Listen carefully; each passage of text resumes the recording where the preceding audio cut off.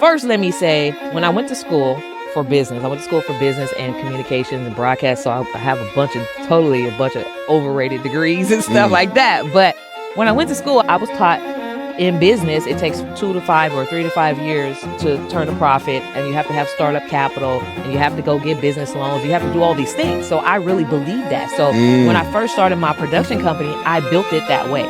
It does not take 2 to 5 years to build a business. You can be highly profitable in your first 30, 60, 90 days if 100%. You're selling to the right person. 100%. And so I had heard from one of the first Black billionaires that I had met personally that how you build a business is by selling to the government. I said, what do you mean by that? I don't sell weapons. Because that's right. What do you think? Yeah. What are you talking about? I had asked him. Most people don't want to ask a person of who's successful, how did you do it? Because in our culture, or at least in my culture or community, you don't ask that. It's taboo. You don't ask the person how they did it. But you know what? I was just so sick and tired of trying to figure things out and working my fingers to the bone and had nothing to show for it.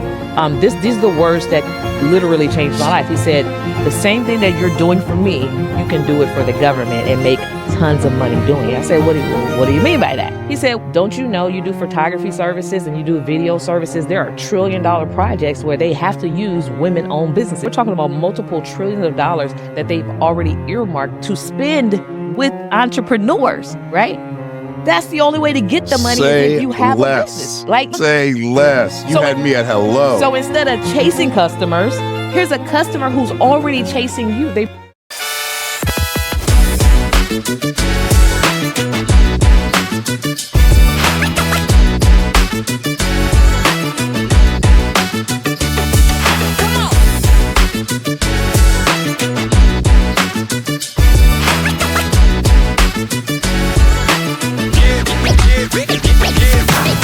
Hey there, YouTube. Myron Golden here, and I am here with the genius, the business maven that teaches people how to get government contracts, teaches entrepreneurs, high-level entrepreneurs. It doesn't matter if you're an author, if you're a photographer, if you're a coach, if you are a speaker, if you are a landscaper, if you're in real estate, whatever. She teaches you how to get government contracts and how to make up in one sale what it would take you 100 normal sales or 1,000 normal sales to do in revenue. So help me welcome to our platform and our YouTube channel.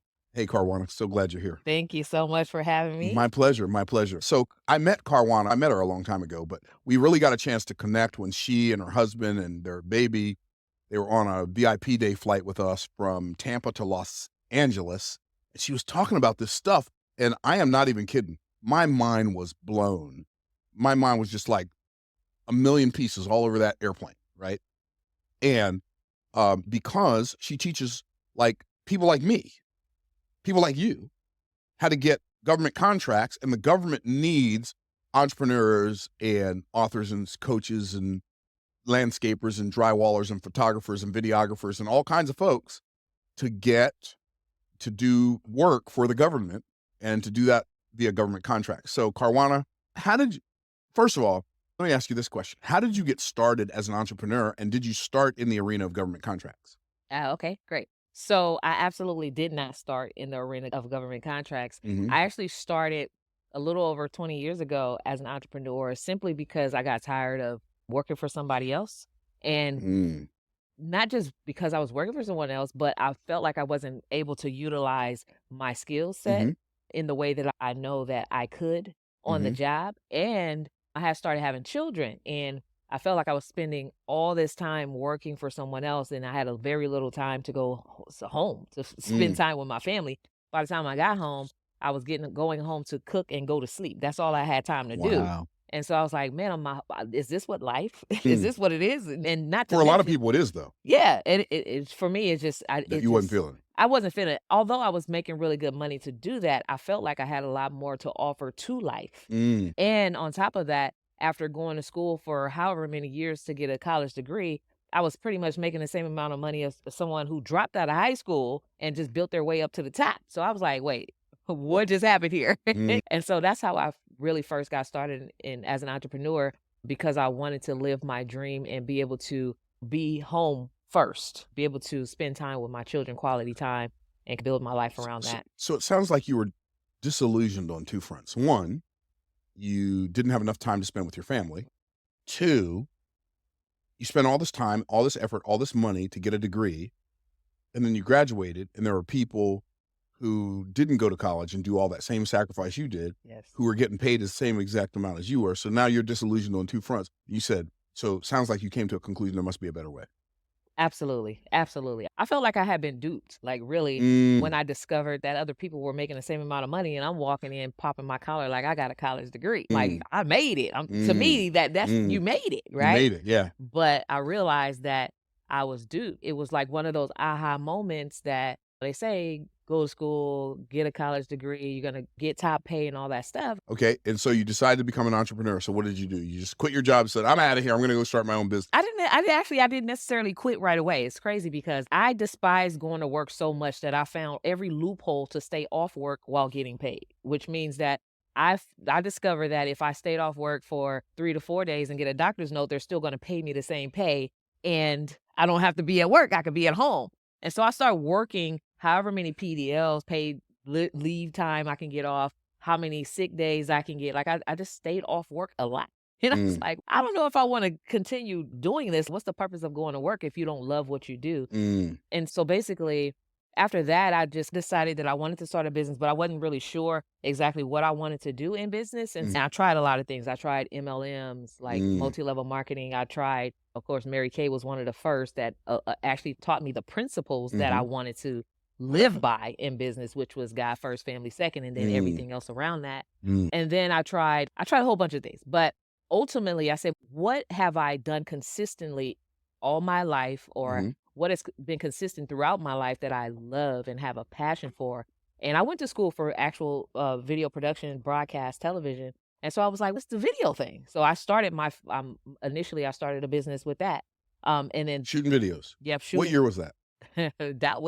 I was 2003, I want to say. So we're talking about VHS or those mini DV tapes? Yep. Mini DVs? Yep, it was mini DVs. Yeah. Actually, it's crazy because when I went to school for it, we edited on VHS. So it was analog before it was digital. Digital, right. And then it evolved to like the VHS. So when you edit on DVD, you would have to literally cut and splice stuff back together, like physically. Yep. Because it was a real image. It was real live. And if you mess up, you got to start all over. It wasn't like it is today.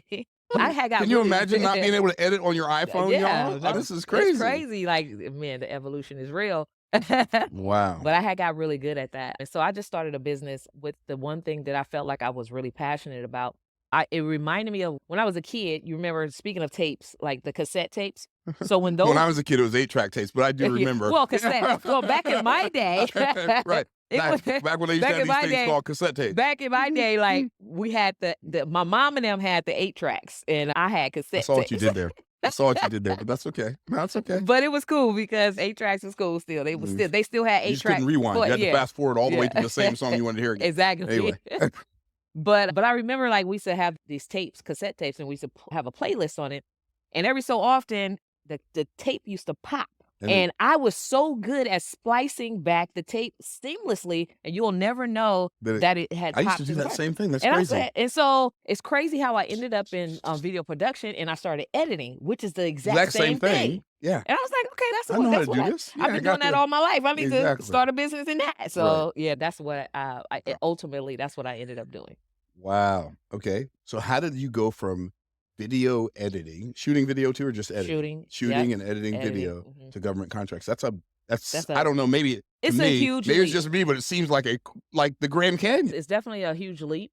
So first, let me say, when I went to school for business, I went to school for business and communications and broadcast. So I have a bunch of overrated degrees and stuff like that. But when I went to school, I was taught in business, it takes 2 to 5 or 3 to 5 years to turn a profit, and you have to have startup capital, and you have to go get business loans. You have to do all these things. So I really believe that. So when I first started my production company, I built it that way. And I built my production company off what I heard was a bootstrap budget, right? You take a little bit of money and you invest it and you reinvest it and all those things. So it was really hard the first few years, like first 5 years in business. Like I barely was making ends meet. I barely was making like 15 to 20,000 a year, but I was working like 50 to 60 hours chasing customers, right? And I said, this got to be a better way. Like after so much time, I was like, it's got to be a better way than this. But it wasn't until I had been married before and I was on the verge of getting a divorce. Of course, those types of things happen.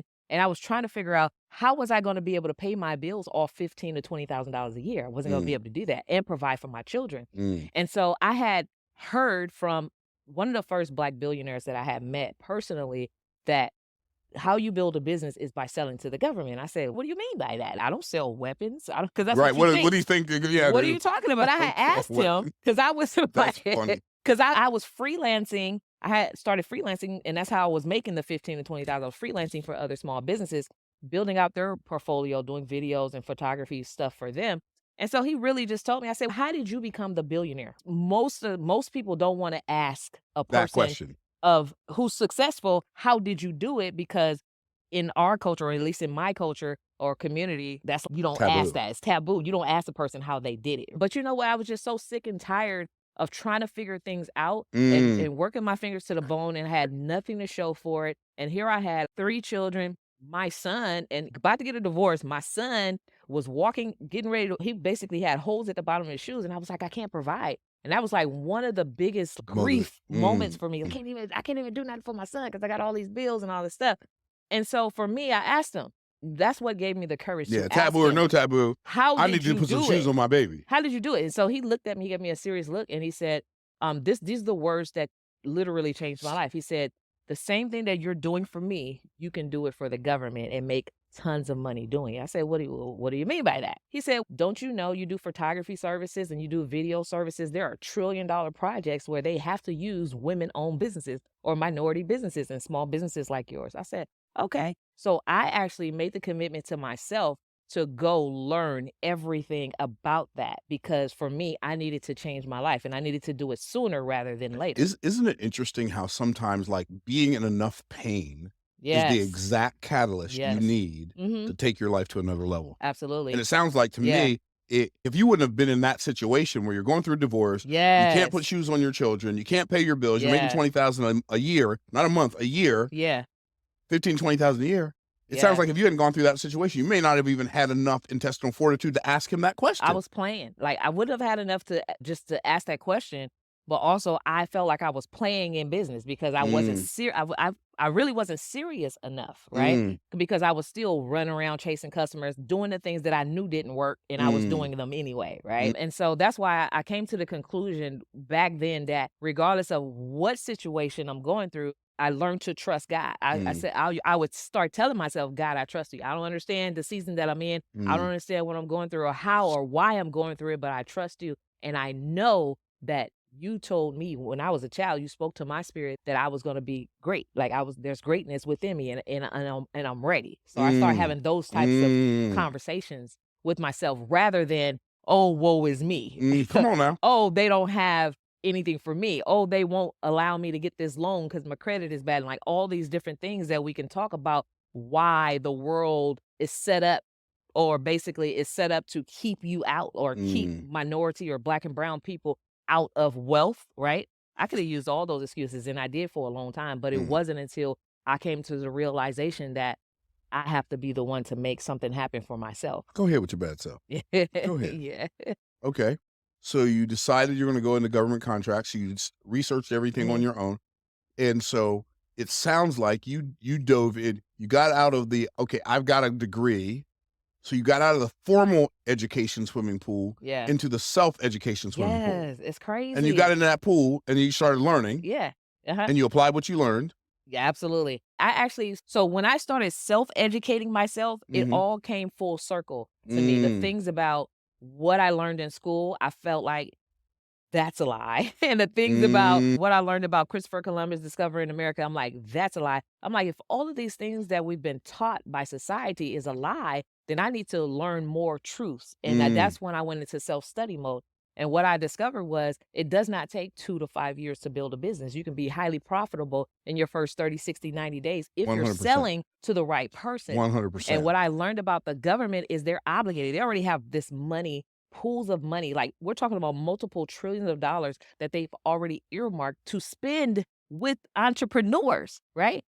That's the only way to get the money is Say if you have a business. less. Like, Say less. You So had in- me at hello. so instead of chasing customers, here's a customer who's already chasing you. They've already raised their hand and say, hey, come get this I've got money. all this money. Come get I it. want to pay you, especially I want to pay you if you're an entrepreneur, if you have Yeah. a business, a small business, number one. Number two, if you're run by a minority. Number three, if you're run by a woman. Yes. Number four, if you're run by a person with a disability. Yeah. I want to pay you. Any one of those, Any one of great. those. All four of those, Yeah. your chances are better than anybody Absolutely. else's. That's how it sounds to me. That's exactly what it is. I started checking those boxes. And then, so I started actually, initially, when I first heard of it, I didn't really know what I was doing. So I said, you know what? I'm going to do it anyway. All the mistakes I've learned from, right?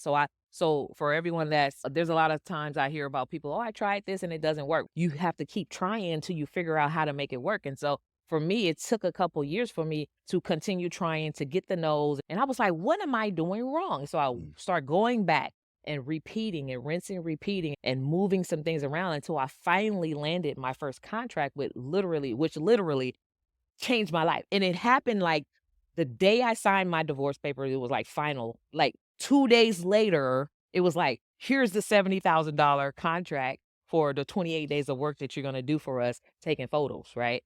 And I was taking photos with pictures with a camera. And taking photos. And it was like 2 hours on site, 28 days, $70,000. That's 56 hours. So it was what I was making in a year when I was working for a corporation, right?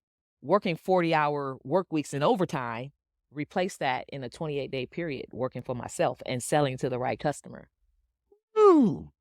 Hey, thanks so much for watching this video. I hope you're enjoying it. I wanted to take some time to invite you to join me in the GovCon Challenge. The GovCon Challenge takes place once a month where I invite a bunch of entrepreneurs and aspiring entrepreneurs to come and have me teach you the 5 things you must do to pre-qualify your business to land lucrative contracts with the government. So join me in the GovCon Challenge. Click on the link in the description. You'll be glad you did. Join as VIP for exclusive behind-the-scenes information, and you could become a part of the top 1% of entrepreneurs across the nation. Now back to the video you were watching. $70,000, 28 days of work.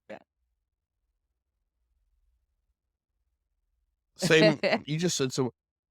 So I don't know if you are getting this, but I hope you are getting this. Yeah. She's telling you, she's like letting you in on insider secrets. She said, the government has trillions with a TR, trillions of dollars that are earmarked. That means they can't spend that money on nothing but you. Exactly. No, you're right. I just want to make sure I'm picking up everything you're putting down. Absolutely. And you went out there and said, I got a camera. Yep. I'm a small business that's owned by a minority woman. Yes. And I want to go take some pictures for y'all. And I'm only going to charge you $70,000 for 28 days. And it's crazy. Because we would think in the real world, no business is going to pay you $70,000 for 28 days worth of work. It does not happen. No. How? And so I was having this conversation with you when we were on the plane. And a light bulb for me came on. I'm going to tell y'all the light bulb that came on for me. She was talking. I was like, wait a minute. The government as a buyer is the opposite of a consumer, right? Or a business. Because a consumer or a business, when they're buying something, they have a vested interest in spending as little money as possible and getting as much value as possible. But the government's the exact opposite. Yeah. They are incentivized to spend as much money as possible, even if it means overpaying for something by 2, 3, 4, 5, 10 times. And please correct me if I'm wrong. That's correct. 10 times. Absolutely. Paying 10 times more for a service than it's worth, than the average person in the market. Because if they don't spend all that money, they get less money from the federal government the next year as a subsidy. Absolutely. So the federal government is subsidizing local governments to waste money so they can get more money from the federal government. So the federal government can come and take more money from us in taxes. Absolutely. Man, when I heard that, y'all don't even know how I was through. It was a wrap. I was, shut up. Stop. No, don't even. What? Yeah, it's crazy. Yeah. And so I hope you are getting this. Now, my customers are entrepreneurs. And so I have customers that pay me a lot of money, right? our VIP days are now $350,000 for somebody to come spend the day with me. So that's significant amount of money. We've got masterminds that are anywhere from, who knows, $20,000 upwards of $1 million a year. But like, when I create a coaching program, when I create an offer for the United States government, because I'm going straight for the federal government. I'm gonna skip all this local stuff. Yeah. But when I create an offer for them, I could potentially make millions, tens of millions, hundreds of millions, or $1 billion or multiple billions of dollars in my first year if the offer is right. Absolutely. Because the money is there. The money is there. Yep. You're right. I'm so through. And I don't know if y'all have heard me say this before, but I've said this. I know you probably heard me say it. But like when I started in business, I was B2C, business to customers. Yep. Then I went B2B, business to business. My next move in business is B2G, business to government. And now I've got the person who is my B2G coach, right? So I'm one of your clients now, right? So B2G, where you teach people how to get government contracts. And now we're in the process of learning all of that stuff. Absolutely. So that we can go out and make offers to the government and have them pay us. It's a no-brainer.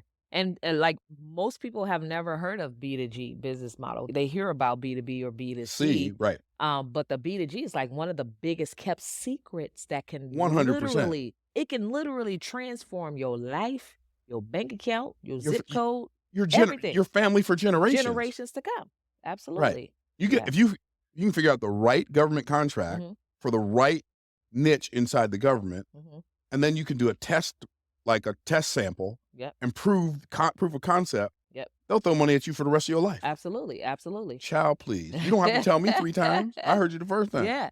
And so the government has like a fiscal budget every single year. And so the fiscal year for the federal government normally starts in October and it ends in the end of September.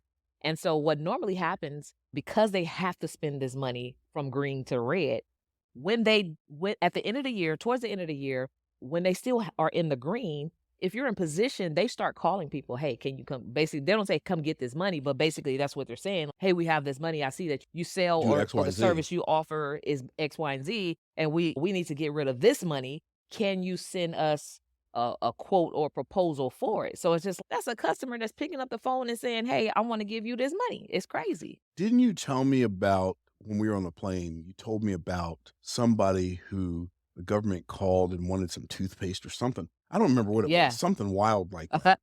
So I say I have a colleague who actually sells toothbrushes. They make millions of dollars selling toothbrushes to the government. And like you said, I mean, I'm so dizzy right now. Like, what do you?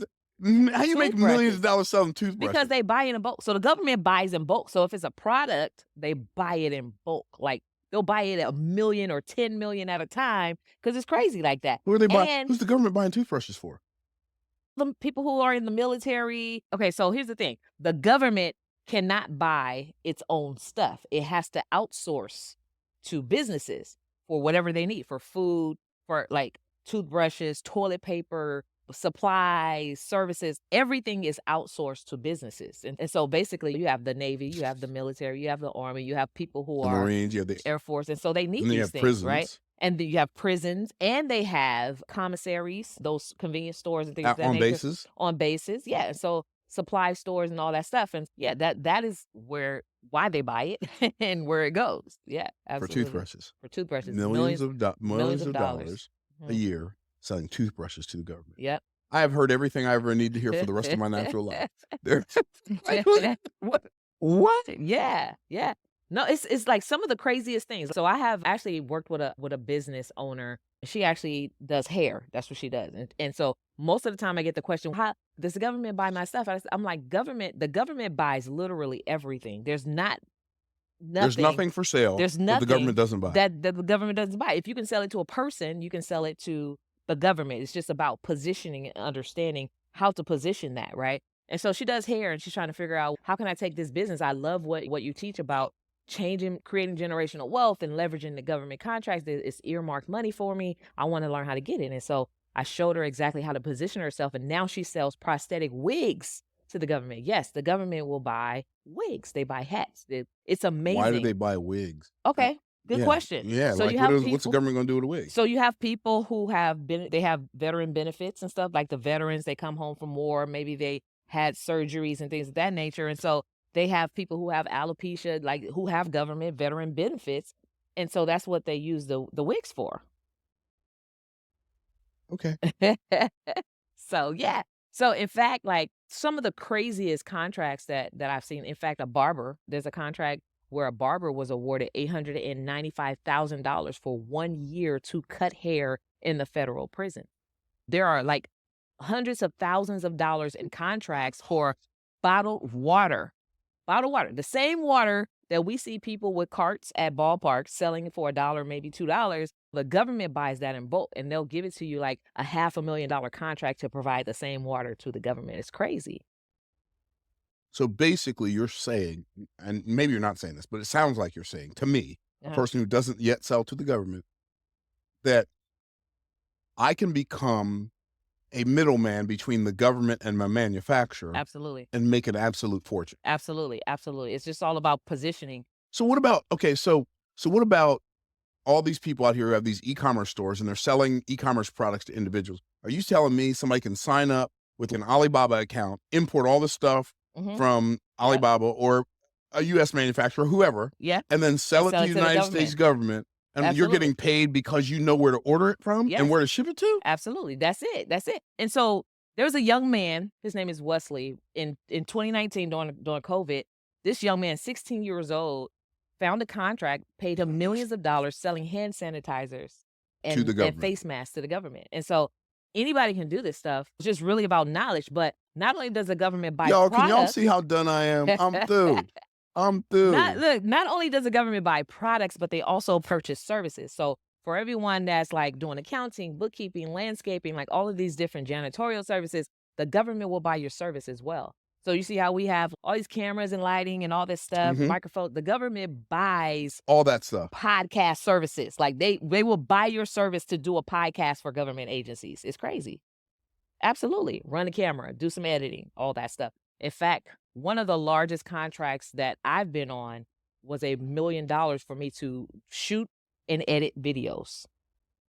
How many videos? Like 40 million? Okay, so no, not 40 million. Let's just say this. One video that I've shot, and it took me like a week to edit it, was like $200,000. Like you can't even, like, if you try to look for. What are you talking about? That's what I'm saying. If you try to look for an individual person that you want to sell your video production services, they don't, first of all, a lot of people that can't afford that. They don't have $200,000. They don't have $200,000. They barely want to pay $5,000. They be like, give me a hookup for $1,000 or $1,500 or something like that. But to do the same service for the government, you can walk home with a $200,000 check for that same one video. And so I have to ask, what was the video of? So it was some video training. So at agencies, at the Department of Transportation, they were doing trainings. They were actually training entrepreneurs how to do business with the Department of Transportation. And so I was the videographer who taped those sessions and edited it so that they can actually provide it.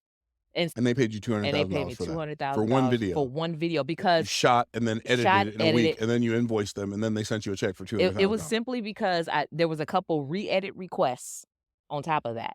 Yeah, absolutely. I'm stupefied, dumbfounded.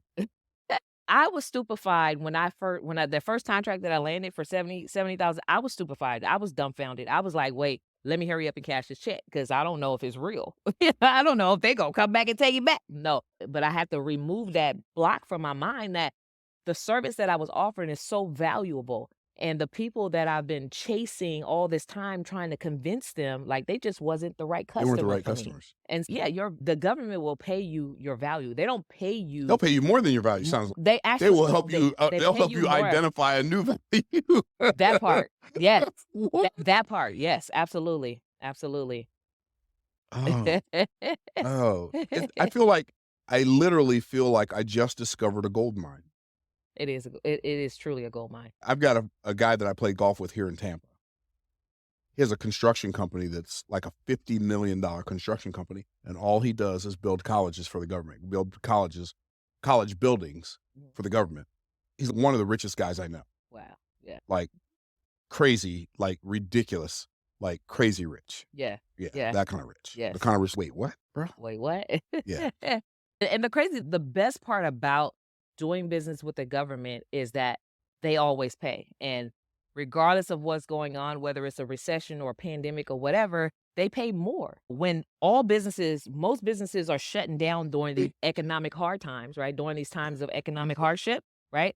Most businesses are shutting down because they're depending on foot traffic, consumers, B2C, right? They're depending on those people are in the house, they stop spending because they're afraid of what's going on in the world. But the government says, I'm gonna set aside $54 billion for homelessness, or $54 billion for the upcoming recession, or $54 billion for the pandemic, right? Just to say a number, they spend more money to create solutions, and they're looking for businesses to help them solve those problems that are happening. And so it's truly a recession-proof business model, but it also gives you consistent income and sustainability that you don't have when you ain't gonna get anywhere else. You're not gonna get that anywhere else. Absolutely. So what's the most remarkable government contract story somebody you know, a client, somebody who's a contemporary of yours, somebody else who does what you do? Give me some remarkable, I can't believe, like you, Karwanna, I can't believe this person got a government contract doing this for this amount of money. I'm going to tell, okay, so a couple stories. So I work with a lot of entrepreneurs, showing them how to do this. Like for the first time, they're landing millions of dollars, $250,000, like their life-changing income.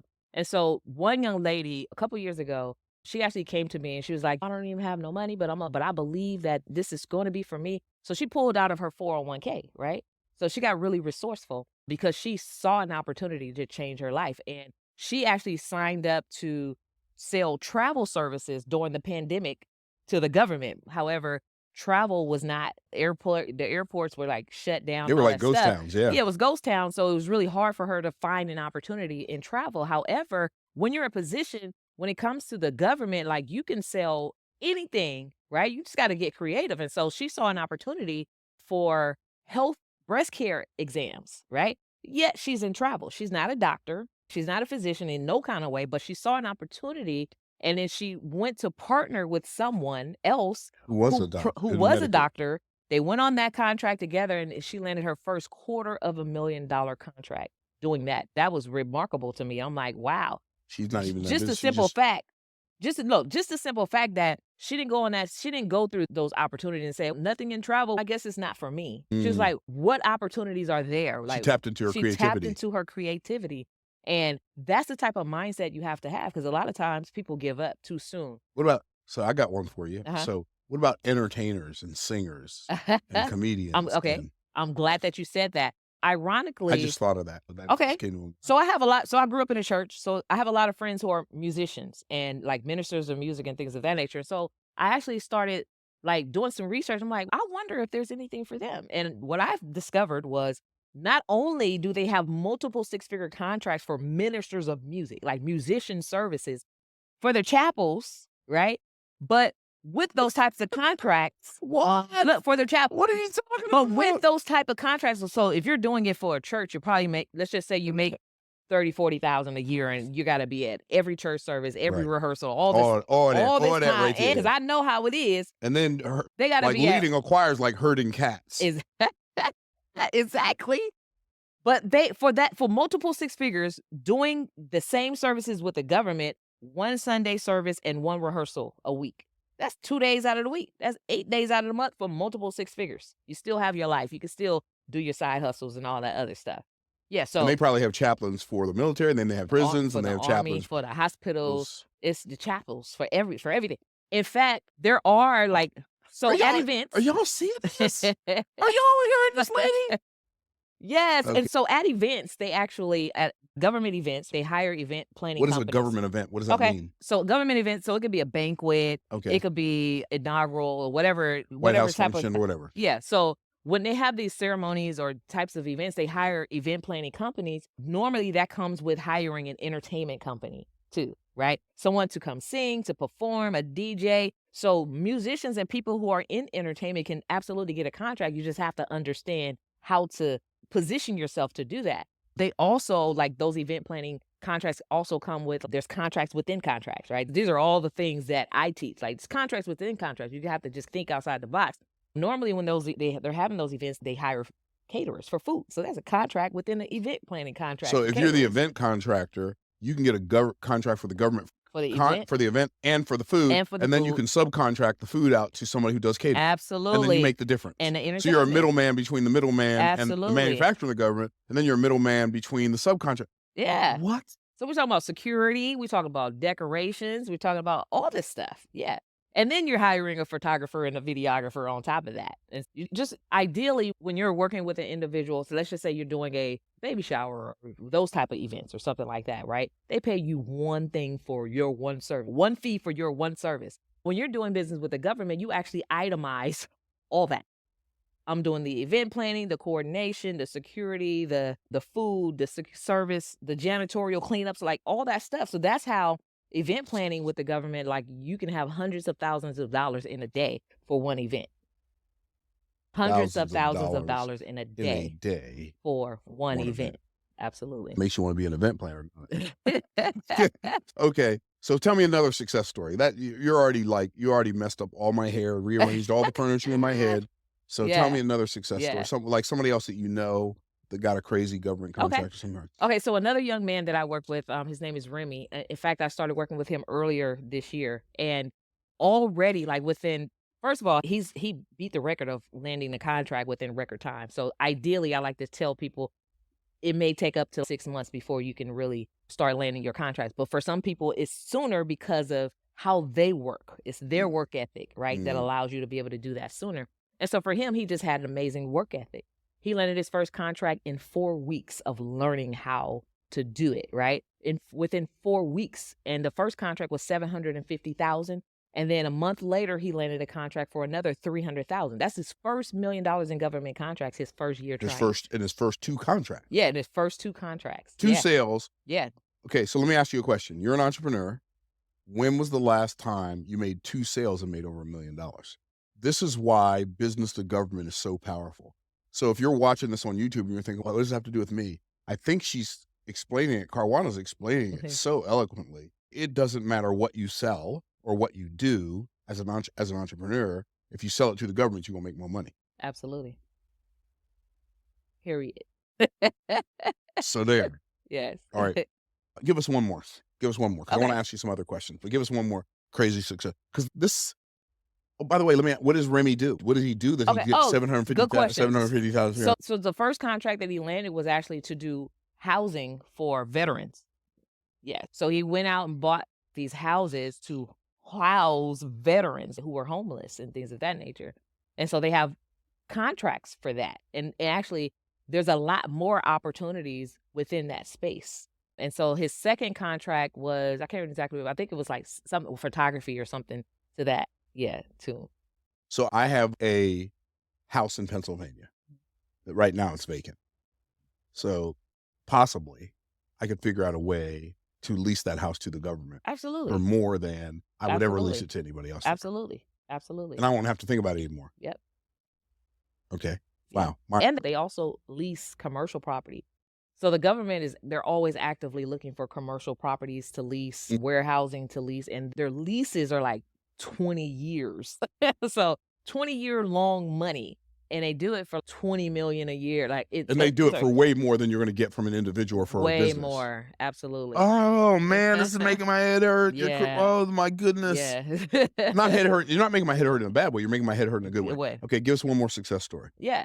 Okay, so I have another client. Her name is Kim. Actually, she's one of the rock stars as well. So Kim actually teaches diversity and inclusion. So she's a trainer. So she trains the trainers. And so basically, of course, right now with racial inequalities and all these things, it's like being the thing now. More agencies are looking for ways to educate their agencies on how to avoid or how to be more inclusive. And so anyway, she was trying to figure out how to actually sell that service to the government. I helped her get in position. And one day I think she said she's probably spent like 8 hours. It probably wasn't even a whole 8 hours. It probably wasn't even a whole 8 hour, but one day was $26,000 for her to go. Or actually, it was a 1 hour. It was a 1 hour training that she did for $26,000. 1 hour training. That's basically saying that you bill the government $26,000 an hour. And they happily pay you. And they happily paid her. In fact, she's done a couple of those Wow. since then. Wow. Yeah. So understand that the government is paying you with money they've collected from taxpayers, Mhm. right? So they're not nearly as stressed out about how much they pay. In fact, they are incentivized to overspend, because if they don't overspend, they won't be able to get their budgets. budgets renewed. Yep. And that may not even approve for the next year for the same amount or more, right? Right. They're incentivized actually to spend too much money. And when they spend too much money, then they're out of money by the end of their fiscal year. So Yes. now they can ask for more money the next year so they can overspend again. Absolutely. It's It's crazy how it works, right? And I get it. So for me, I think, yeah, but that's not cool, because now they got to go overtax all these people, which is what they're doing anyway. Yeah. But they're going to do that whether you get some of that money or not. Or not. Right? So that's the part you got to understand. Yeah. They are going to overtax people and hit people over the head with the tax hammer just because they can, regardless of whether you get some of that money or not. Absolutely. Absolutely. Okay. So I know you wrote a book. Tell us the name of your book. I Yeah. see you got a book there. It's called Don't Duck the Government. They've Got Your Money. And it's all about how you can make millions pitching and winning government contracts. May I see that? What is it called? Don't duck the government. Yeah. How to make millions pitching and winning government contracts, because they've got your money. Isn't that a great book? Isn't that a great title, y'all? That's it. Don't duck the government. So you've been trying to sell to your next door neighbor, the person down the street, the mailman, the milkman, the dog catcher, people in your family who don't think that you need to be selling anything. You should give it to them for free. And the government's out here with all this money. They want to pay you. Karwanna wrote a book on it called Don't Duck the Government. Yep. Because they've got your money, how to make millions pitching and winning government contracts. So where can people go to get this book? You can go to don'tduckthegovernmentbook.com. Don'tduckthegovernmentbook.com. And I'd be happy to, I don't know how much does the book sell for? $27. $27. So I'd be happy to pay you for this book. And because I want to know how not to duck the government. I'm already in your program, but I want to know how not to duck the government, because I sure want them throwing some of that money my way. Check. Is there anything else you do to teach people how to get these government contracts? I teach them the what, the how, but most importantly, the why. I teach the why because if you don't really understand what you're doing, when you bump your head up against the wall, you will give up. And so I have to teach them, here's the psychology behind all the different strategies. This is the reason why you want to do it this way, so that you will have some substance when it's time for you to, when they're asking you questions. When they're asking you questions and all those different things. And don't you have a challenge or something where you teach people in your challenge about how to get started, how to get themselves set up, and how to get prepared for government contracts? Absolutely. So it's a 5-day challenge. Basically, I show you how to add an additional 6 figures to your business or more to your business by selling to the government. So I teach them how to get pre-qualified for government contracts. And if you go to GovConChallenge.com, that's GovConChallenge.com.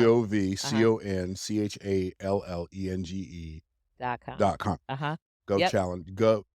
GovCon Challenge. GovConChallenge.com. Yep. Okay. Which stands for Government Contracts Challenge.com. Okay. So you can actually get yourself registered for the challenge, and I walk you through exactly what you need to do to position yourself to start landing these lucrative contracts, because definitely the government has your money.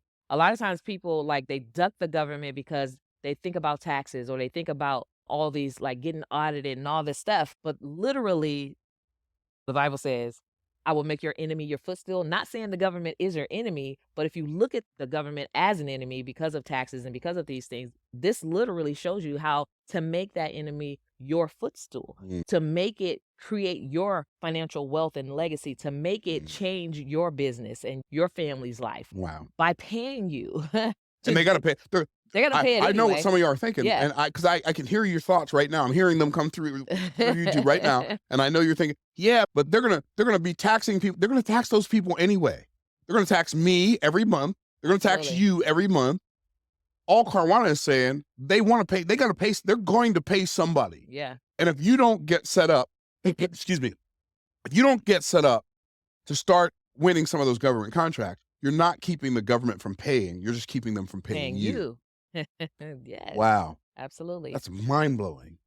That's mind-blowing. So when is your next, obviously, how often do you do a challenge? Let me ask you that. So I do it every month, actually. Every month? Yeah, every month. So every month. So if you go to GovConChallenge.com. Mhm. Whenever the next challenge is, it'll let you know. How much is the challenge? So it's only $97. It's actually for the general, but I highly recommend that people become VIP, which is $297, simply because you get to actually sit in the room with me and ask questions, the virtual rooms of Zoom, and ask questions about how this pertains to your business and the things that I'm going to be showing you and teaching you. How does it pertain to your business and how you can leverage the information to get results faster and to literally change your life? And so it's definitely recommended to become VIP. Gotcha. So for $297, you're going to teach people how to get started in this new game of government contracts. Absolutely.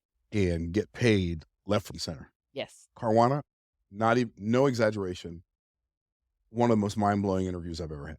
My mind is blown to 1,000 pieces. Thank you. It's going to take us, our cleaning crew is going to have to come in and clean up all of the brain splatter all over this room because my mind is blown.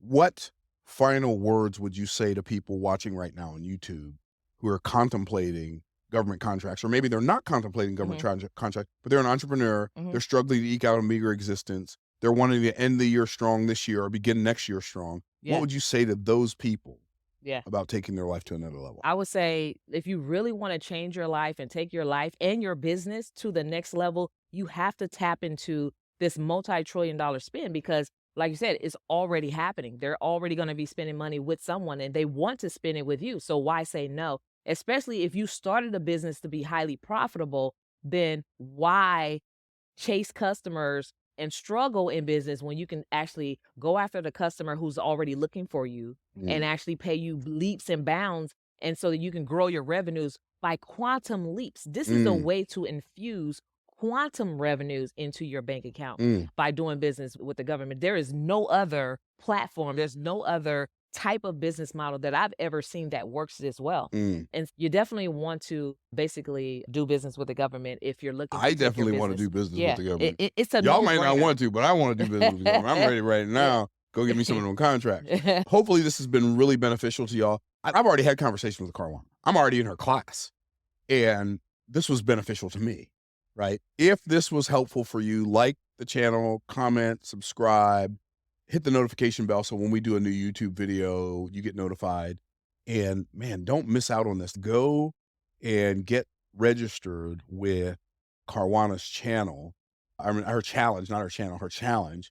And so that you can learn how to get government contracts for whatever. If you do drywall, if you do hair, if you do makeup, if you do whatever, landscaping or whatever, so that you can get government contracts to do things with the government that you're doing for regular customers right now. It'll change your life. Absolutely. At least it seems like it will. I can't speak from experience yet. Oh, but you talk to me this time next year, I'm gonna have a testimony. I'm gonna have a story to tell. Let me tell you. Good stuff, Karwanna. Thank you for sharing this valuable information with the people who view our YouTube channel. I appreciate you so much. Thank you so much. And congratulations on all your success. Absolutely. Thank you. All right. Appreciate you. All right. All right, guys. Follow her. Get her on her challenge. Get her book. Don't miss out on this opportunity. Peace out, Cub Scouts. Peace.